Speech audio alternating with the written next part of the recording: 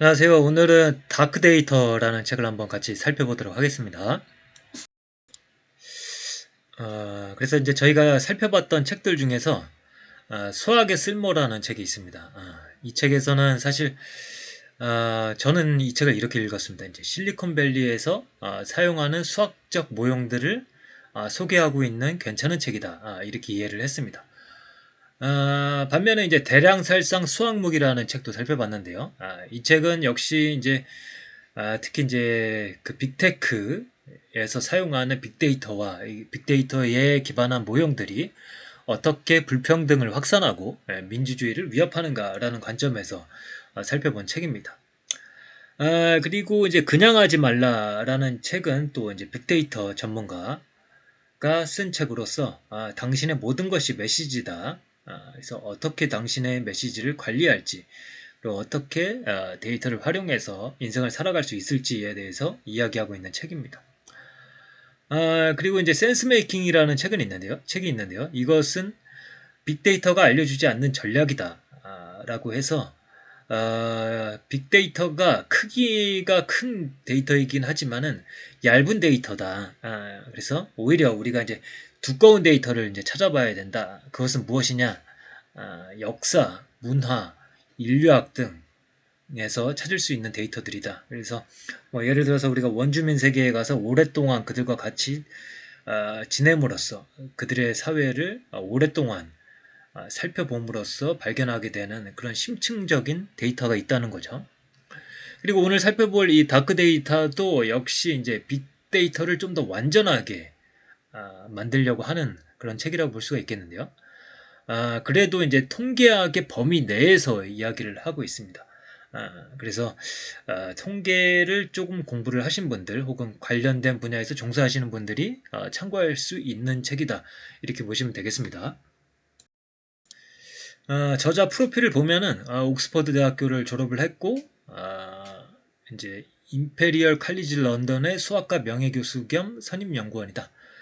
2008년부터 왕립 통계학회 회장을 지냈으며 2013년에 대영제국 훈장을 받았다. 유럽에서 수익률이 가장 높은 알고리즘 매매 헤지펀드 중 하나인 윈턴 캐피털 매니지먼트의 고문이기도 하다. 그리고 우연한 일들에 숨어있는 법칙을 다룬 신은 주사위 놀이를 하지 않는다가 아마존과 뉴욕타임스 종합 베스트셀러가 됐었습니다. 그래서 이 신은 주사위 놀이를 하지 않는다에서 일어날 가능성이 거의 없는 사건들을 다뤘다면 이 책 다크 데이터에서는 우리가 모른다는 것을 아는 것과 우리가 모른다는 것조차 모르는 것들을 대상으로 삼아서 빅데이터 시대 문제 해결의 본질적 맹점을 확인하고 또 보완했다. 먼저 다크데이터가 무엇이냐라고 했을 때 저자는 이렇게 이야기를 합니다. 온갖 유형의 누락된 데이터를 통칭해서 다크데이터라 부른다. 예를 들어서 이제 부모들은 친구나 이웃이 걸렸다는 말을 들어본 적도 없는 질병에 대비해서 자녀에게 백신을 접종하라는 말을 들으면 적당히 걸러듣기 십상이다. 그러니까 홍역 같은 것들, 질병들은 걸리면 사실 굉장히 안 좋은 영향을 미칠 수 있지만은 그 백신을 접종을 한 사람들이 많기 때문에 현대에 이르러서는 그렇게 심각하게 생각하지 않는 질병이죠. 하지만 어쨌든 그런 질병과 관련된 위험은 엄연히 실제합니다. 단지 부모들이 결정을 내리는데 필요한 정보와 데이터가 빠져 있어서 위험이 보이지 않을 뿐이죠. 그래서 이제 빅데이터가 있으면 좋긴 하지만 크기가 모든 것을 말해주지는 않는다라고 저자는 이야기를 합니다. 그리고 이제 다크 데이터는 어떻게 우리가 대비할 수 있는가라고 했을 때, 다크 데이터는 존재할 수밖에 없습니다. 그 정의상. 왜냐하면 인간이 이 세계에 존재하는 모든 데이터들을 다 확보할 수는 없거든요. 기술적으로 계속 발전해 나가고는 있지만은 다크 데이터의 영역은 계속 존재할 수밖에 없습니다. 그래서 다크 데이터가 존재할 수도 있다고 늘 의식해야 된다. 우리는 데이터가 불완전하거나 부정확하다는 것을 기본 전제로 삼아야 된다. 이것이 이 책의 가장 중요한 메시지다. 데이터를 의심하라. 적어도 적절하고 정확하다고 증명되기 전까지는. 그리고 다크 데이터 문제에 취약한 상황, 그리고 다크 데이터가 이미 수집된 정보를 왜곡하고 있다는 특별한 징후, 그리고 위험이 도사리고 있는 더욱 일반적인 상황을 인식할 수 있어야 된다. 그래서 이제 쉽게 말씀을 드리자면 이 책에서 여러 다크 데이터와 관련된 사례들과 유형들을 제시를 하고 있거든요. 그래서 그것들을 공부하시면 되겠습니다. 그리고 오늘 영상에서는 저는 이 사례보다는 유형들에 초점을 맞춰서 한번 리뷰를 해보고자 합니다. 도널드 럼스펠드가 이렇게 이야기를 했습니다. 알려진 미지란 무언가를 모른다는 걸 우리가 아는 경우입니다.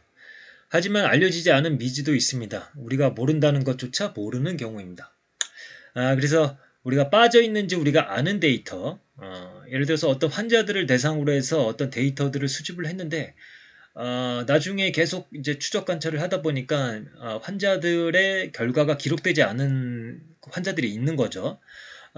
그런 환자들의 결과를 무시하고선 결과값이 나온 것들만 가지고서 처리를 해야 하느냐라고 했을 때 어쩌면 그 환자들의 결과가 기록되지 않은 것은 그들이 전부 사망했기 때문일 수가 있다. 이런 경우에는 그 빠진 데이터들이 굉장히 중요한 데이터일 수가 있는 거죠. 그리고 빠져 있는지 우리가 모르는 데이터도 있습니다. 그래서 예를 들어서 미국에서 허리케인 피해가 있었을 때 트윗이 적었던 지역이 피해가 작았던 것이 아니라 그들이 트윗을 올릴 스마트폰, 그 트위터 사용자가 적었다는 데 있었다. 그러니까 오히려 더 피해가 컸을 수도 있겠죠. 그래서 뭐 망 같은 것들이 다 파괴가 돼서 트윗을 올릴 수가 없고 또 이제 뭐 사실 뭐 비가 많이 와서 집이 다 침수한 상태에서는 그럴 여력도 없을 수가 있겠죠. 그리고 일부 사례만 선택하기, 예를 들어서 어떤 연구자가 평가 대상 회사의 우호적인 사람들만 선택할 수가 있는 거죠. 그리고 자기 선택, 어떤 사이트에서 어떤 설문을 하던가 뭐 이제 가입자를 받을 때 가입자의 개인정보를 오픈할지 말지를 결정할 수 있지 않습니까? 그렇게 함으로써 생기는 다크 데이터도 있는 거죠. 그리고 이제 중요한 것이 빠짐이라는 유형도 있는데요. 예를 들어서 어휘가 풍부한 아이들이 평균적으로 키가 큰 경향이 있다. 이거는 이제 상관관계죠. 이 두 가지가 현상이 동시에 발생은 하지만 어떤 하나가 다른 하나에 영향을 미치는 게 아니죠. 그러니까 예를 들어서 뭐 단어를 많이 외운다고 해서 키가 커지진 않지 않습니까? 그래서 이제 제3의 빠진 요인을 찾아보면은 그거는 나이라는 거죠. 그래서 나이가 많으면은 사실 어휘가 풍부하고 또 키가 클 경향이 높겠죠. 그리고 존재했을 수도 있는 데이터, 슈퍼마켓 개점 시간을 바꾸었다면 사람들이 어떻게 행동했을지, 뭐 슈퍼마켓 개점 시간을 뭐 8시로 바꾸었더니 사람들이 어떻게 행동했을지, 이런 것들. 그다음에 시간에 따라 변하는 데이터도 있죠. 예를 들어서 20년 전의 인구에 대한 데이터는 현재의 공공정책을 개발하는데 제한적인 가치만 지니게 되겠죠. 이런 데이터들도 있습니다. 그래서 이제 데이터의 정의, 1901년 전까지는 아무도 알츠하이머병으로 죽지 않았다. 그러니까 그전에는 알츠하이머병이 이제 발견이 안 된 거죠. 그다음에 9번의 데이터의 요약, 요거는 이따가 살펴보겠습니다. 10번의 측정 오차 및 불확실성, 11번의 피드백과 게이밍, 그 다음에 12번의 정보 비대칭, 13번의 의도적인 다크 데이터, 그리고 14번의 조작된 합성 데이터, 15번의 데이터 너머로 외삽하기 등등이 있습니다. 이렇게 다크 데이터가 발생하는 이유는 그 가지수가 본질적으로 무제한이기 때문에 실수와 실책을 피하기 위해서는 어떤 종류의 다크 데이터에 주목해야 할지를 아는 것이 굉장히 중요하다. 그것이 바로 이 책에서 소개하는 다크 데이터 유형의 기능이다. 그래서 이제 다크 데이터 유형 4, 자기 선택 관련돼서 사람들에게 어떤 데이터를 이제 수집을 할 때 그 사람이 참여하지 않기를 선택할 수 있는 조건을 주면은 데이터베이스에 포함되지 않는 정보가 생기게 되죠. 그리고 더 심각한 결과가 나올 수 있는 경우는 옵트인 방식입니다. 당사자가 개인의 데이터 수집을 허용해야 데이터를 수집할 수 있는 제도를 하면은 이제 다크 데이터가 많이 생긴다는 거죠. 그리고 많은 사람들이 SNS 계정을 비활성화하고 이메일 계정을 삭제하고 검색 결과를 지우고 뭐 기타 등등 이런 행위를 하면은 역시 다크 데이터가 이제 생길 수가 있는 거죠. 그래서 부응답 형태의 다크 데이터가 점차 증가하고 있다. 그래서 이제 그 뭐 이제 빅테크들이 이제 사업을 영위하는 데 있어서 요새 이 몇 년 사이에 계속 문제가 되는 것이 이제 개인정보 보호에 관련된 것과 계속 상충되는 그런 문제들이 있죠. 개인의 정보 데이터를 활용을 해서 더 수익성 높은 사업을 할 수 있어야 되는데 그것에 대해서 개인들이 자신의 데이터를 보호하려고 할 때 그 부분에서 이제 상충하는 것들이 발생할 수가 있는 거죠. 그래서 이제 개인정보를 보호하면서 어떻게 데이터를 제공할 수 있을까라는 관점에서 여러 노력들이 이제 발생을 했는데요. 예를 들어서 데이터를 무작위로 왜곡하거나 교란하기, 무작위에 작은 수를 더하여 정확한 진짜 수를 드러내지 않고 발표하지만 대체적인 양상은 여전히 잘 표현되도록 하는 방법이 있다. 그리고 옳은 데이터의 분포와 특성을 모형으로 만든 다음에 그 모형을 이용하여 동일한 특성을 지닌 합성 데이터를 생성하는 것이다. 그러니까 동일한 특성을 가졌지만 어쨌든 데이터 자체는 새로 이제 생성을 했기 때문에 여기서 이제 개인정보 같은 것들이 보호가 될 수 있겠죠. 그 다음에 신뢰받는 제3자라는 것도 있습니다. 그래서 어느 특정한 데이터 소유자도 식별자 및 연결된 데이터 둘 다를 한꺼번에 소유하지 못하게 만드는 그런 방식이죠.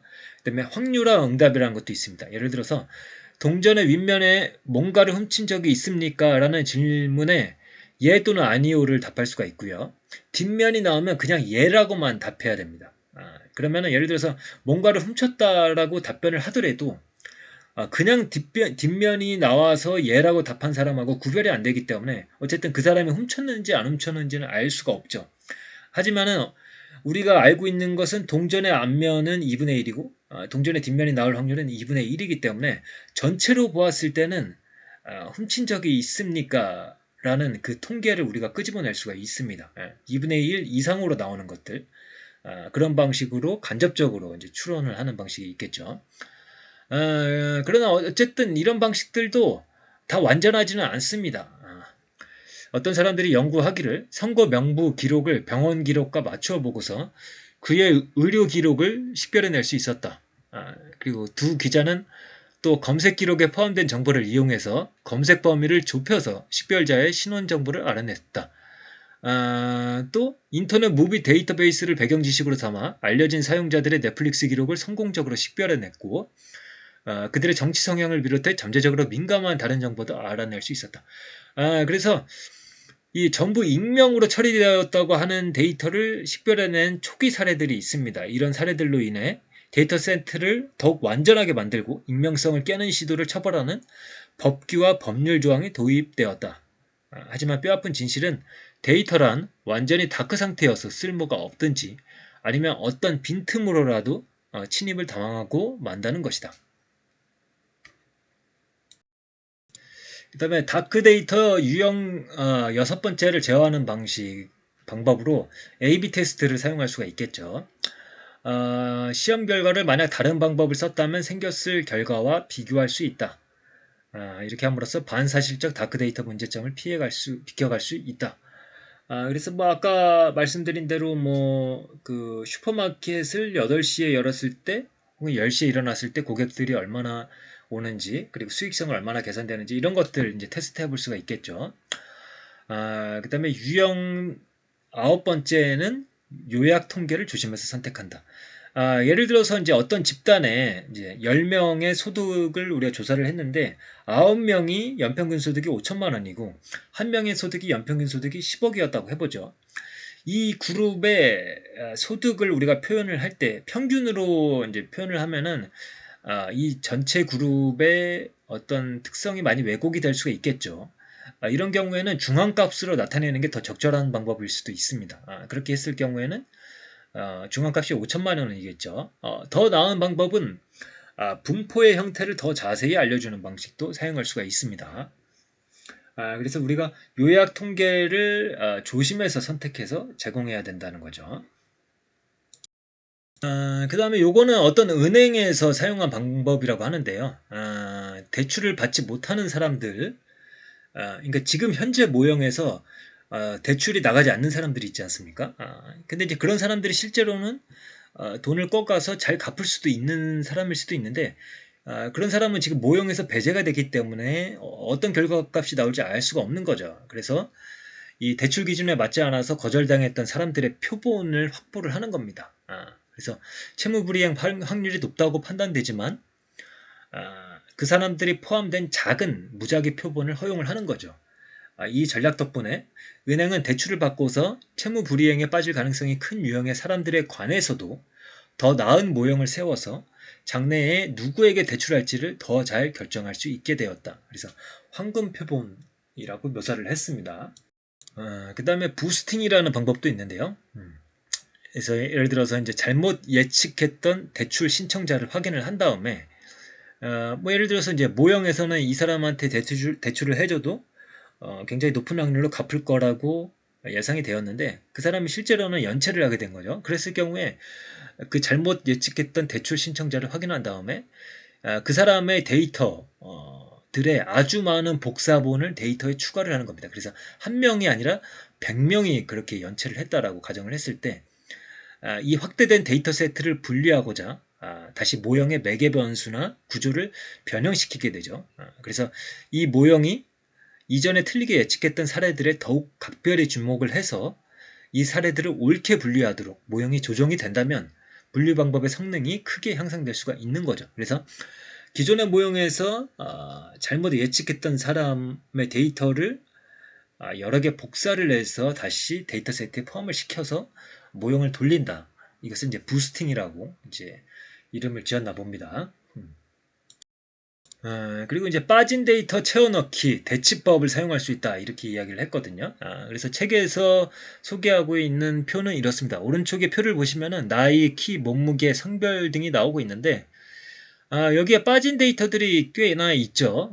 그래서 이 빠진 데이터를 어떻게 채워넣을 것인가 라고 했을 때 여러 가지 방법이 있을 수가 있습니다. 평균 대치법, 예를 들어서 나이 값이 비어있는 게 3개가 있는데요. 무응답으로 나온 것들. 이거를 나머지 7개의 아는 나이 값의 평균으로 이제 대체할 수가 있는 거죠.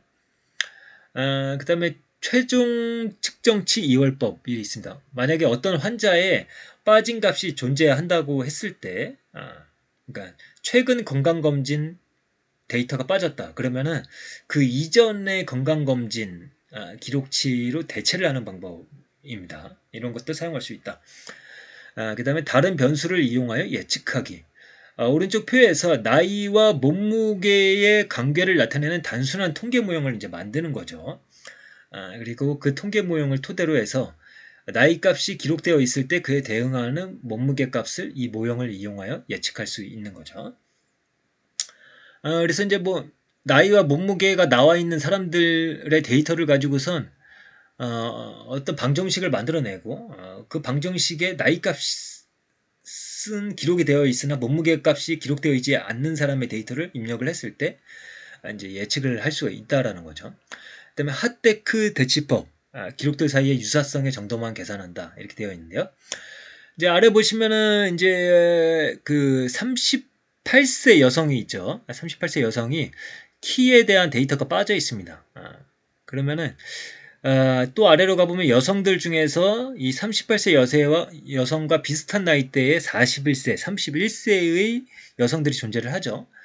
이 여성들을 이 2명 중에서 무작위로 선택을 해서 예를 들어서 41세 여성을 선택을 했다면 이 여성의 키가 165기 때문에 이 38세 여성의 무응답 데이터를 이 165로 이제 바꾸는 겁니다.